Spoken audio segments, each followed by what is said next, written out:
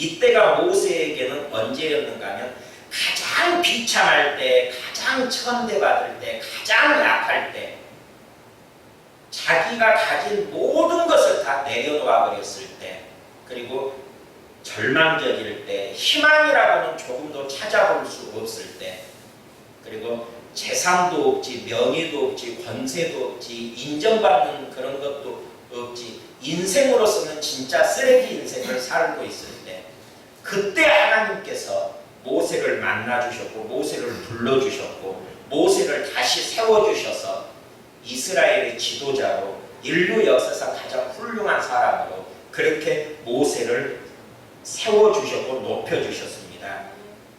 창세기, 출애굽기, 레위기, 민수기, 신명기가 모세를 통하여 기록된 글이라 그래서 모세오경이라, 성경 시작이 모세로부터 시작되었습니다. 율법의 시작이 모세로부터 시작되었고 기독교의 역사가 모세로부터 시작되었고 하나님이 인류 역사를 다시 하나님의 말씀으로 채워나가시는데 가장 중요한 역할을 했던 사람이 모세가 되었습니다.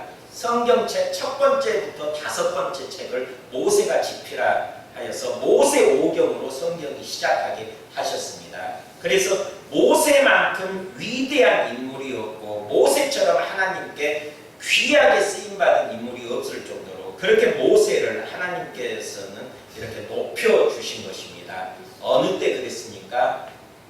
인생 밑바닥으로 내려왔을 때 애국 왕자에서 가장 천한 그곳으로 미디안 그 양치기로, 그리고 자기 재산은 아무것도 없고 40년 동안 여전히 장인의 양을 치면서 장인에게 인정도 못 받고 있는 그 시점에 자기 자신도 자기를 못 믿어 하는 그런 시점에 하나님께서는 찾아오셔서 모세를 사용하셨다 하는 것입니다. 이런 모세의 이야기가 다시 한번 사도 바울을 통하여서 이야기가 나옵니다. 사도 바울도 고린도후서 12장 7절 말씀부터 보면은 모세의 이야기가 사도 바울에게 다시 이렇게 반복되는 것을 볼 수가 있습니다. 고린도후서 12장 7절 말씀부터 보겠습니다. 여러 계시를 받은 것이 지극히 크므로 너무 자만하지 않게 하시려고 애굽의 왕자였던 모세를 너무 자만하지 않게 하시려고 사도 바울은 내 육체에 가시고 사탄의 사자를 주셨으니 이는 나를 쳐서 너무 자만하지 않게 하려 하심이라. 애굽의 왕자로 살던 모세를 너무 자만하지 않게 하려고 사탄의 가시를 주어서 미디안에서 40년 동안 양치기가 되게 하셨습니다. 이유는 너무 자만하지 않게 하시려고 그랬습니다. 이것이 내게서 떠나가게 하기를 위하여 내가 3번 주께 간구하였더니 나에게 이르시기를 내 은혜가 네게 족하도다. 모세가 하나님, 내가 40년 동안 애국 왕자로 그렇게 살았는데 지금 내 인생이 무엇입니까? 미디안 여기 와서 이방에 와서 장인의 노예로 이렇게 40년을 노예 생활했습니다. 그런데 지금 내가 또 무엇을 하겠습니까? 어떻게 내가 이스라엘의 지도자가 되고 하나님께 쓰임받는 인생이 다시 될 수 있겠습니까?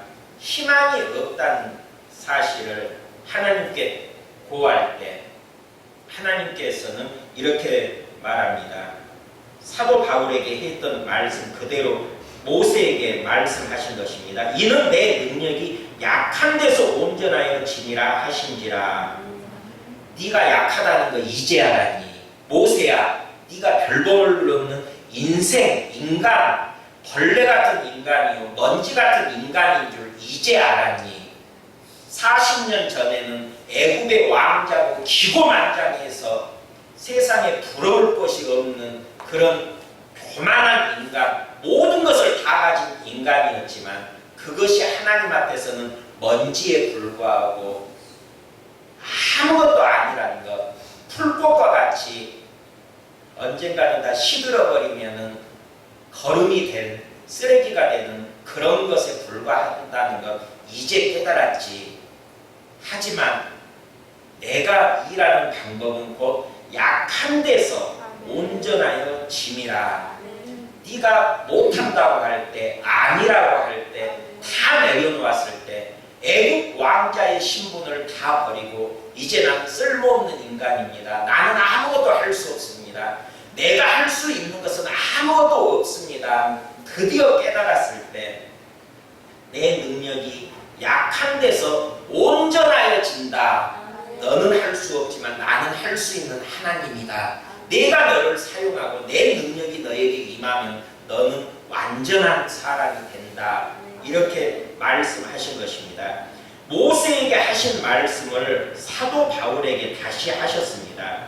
그래서 그러므로 도리어 크게 기뻐함으로 나의 여러 약한 것들에 대하여 자랑하리니 이는 그리스도의 능력이 내게 머물게 하려 함이라. 그러므로 내가 그리스도를 위하여 약한 것들과 능욕과 궁핍과 박해와 공고를 기뻐하노니 이는 내가 약한 그때의 강함이라. 사도 바울의 고백이 모세의 일생이 된 것입니다.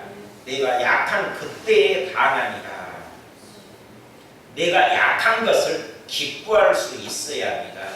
모세에게 이 말씀을 하시고 사도 바울에게 이 말씀을 하셨다면 하나님께서는 여전히 또한 오늘날 우리에게 말씀하시는 하나님임을 우리가 깨달아 알아야 합니다. 내가 가장 약할 때, 내가 가장 부족하다고 생각할 때, 나는 아무것도 할 수 없습니다. 이렇게 생각하고 있을 때, 그때 하나님은 나를 불러주시고 나를 들어 쓰시기를 원하고 계십니다.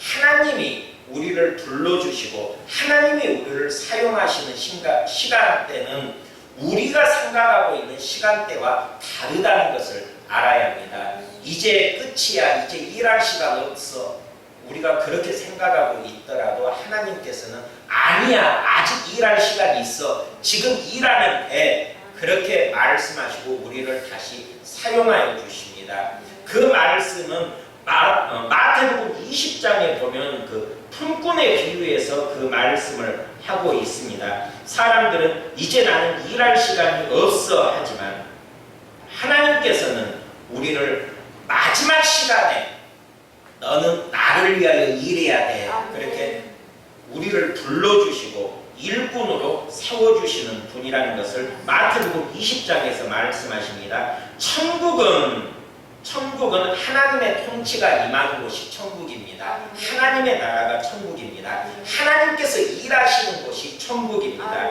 하나님께서 일하시는 방법은 마치 품꾼을 얻어 포도원에 들여보내려고 이른 아침에 나간 집주인과 같으니, 이른 아침이면은 우리나라 시간으로 오전 6시입니다. 오전 6시에 집주인이 품꾼을 포도원에 들여보내려고 이렇게 이른 아침에 나가서 그가 하루 한 데나리온씩 품꾼들과 약속하고 6시에 포도원에 일꾼들을 들여보냅니다. 그리고 제3시에 또 오전 9시에 또 일꾼들을 찾아서 일꾼들을 포도원으로 또 들여보냅니다. 그리고 제6시 오전이 다 지나가고 저호가 되었을 때 12시에도 이 품꾼들을 또 일하러 보내고 제9시 오후 3시입니다. 오후 3시에도 일꾼들을 또 이렇게 찾아서 보냅니다. 그리고 이제 일이 다 끝나가는 오후 5시, 오후 6시에 일이 끝나야 되는데 오후 5시에 시장으로 가가지고 놀고 있는 사람들을 또 일하라고 포도원에 들여보냈다 했습니다. 오후 5시에도 제11시는 오후 5시인데 오후 5시에도 나가보니 서 있는 사람들이 또 있는지라 이르되 너희는 어찌하여 종일토록 놀고 여기 서 있느냐. 이르되 우리를 품꾼으로 쓰는 이가 없음이니이다. 이르되 너희도 포도원에 들어가라 하니라. 오후 5시에 일꾼으로 불러주셔서 너희도 포도원에 들어가라 하니라. 그리고 갚아주시기는 하루 품삯을 다 주셨다. 이렇게 기록하고 있습니다.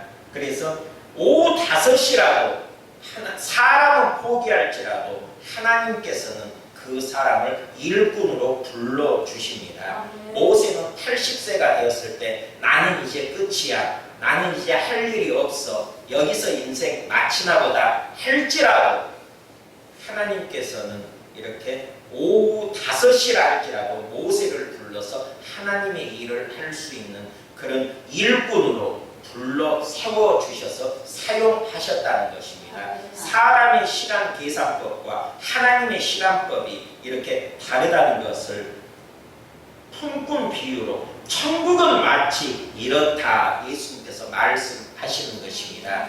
내가 가장 약하다고 생각할 때, 나는 아무것도 할 수 없다고 생각할 때, 내 인생은 이렇게 끝나나 보다 라고 생각하고 있을 때 하나님의 계산법으로는 지금이 네가 바로 일할 때야. 네가 일할 시간은 바로 지금이야. 그렇게 인정하여 주시고 그때 불러주셔서 하나님의 위대한 일을 맡겨주신다 하는 것입니다. 항상 하나님의 일은 끝나야 끝나는 것이지 끝날 때까지 끝난 것이 아니니까 우리 사람의 생각으로 미리 그렇게 이제 끝이야 단정지어서는 안 되고 항상 하나님의 일을 할 수 있는 사람으로 준비하고 있어야 합니다. 준비하는 것이 성도의 의무입니다. 언제든지 나를 불러주시옵소서.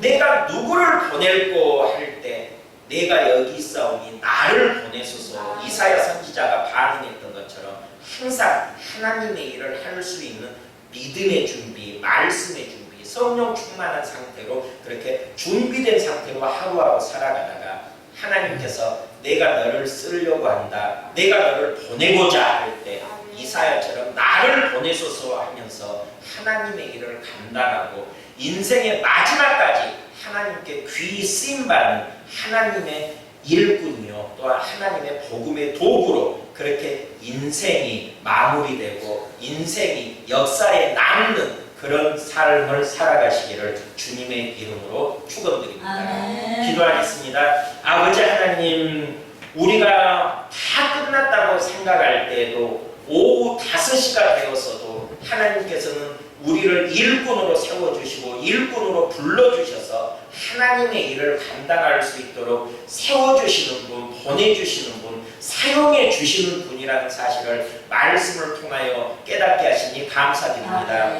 모세는 80세에도 이제 모든 것이 끝났다고 절망하고 있을 때에도 다시 모세를 불러서 이스라엘의 민족의 지도자가 되게 하시고 인류 역사상 가장 훌륭한 인물로 그렇게 세워주신 하나님의 사랑과 은혜를 우리가 깨달아 알며 우리가 우리의 사는 날 동안 항상 하나님께 쓰임받을 준비가 돼 있을 수 있도록 세월을 아끼게 하여 주시고 항상 말씀으로 충만하게 성령으로 충만한 상태가 되어서 언제든지 하나님이 나를 찾으시면 나를 쓰시겠다 하면 내가 여기 있나이다. 이사야가 반응했던 것처럼 하나님께 쓰임받는 존재가 될 수 있도록 인도하시고 함께하여 주시옵소서. 귀한 말씀 허락하시고 깨닫게 하심을 감사드리며 예수님의 이름으로 기도드립니다. 아멘.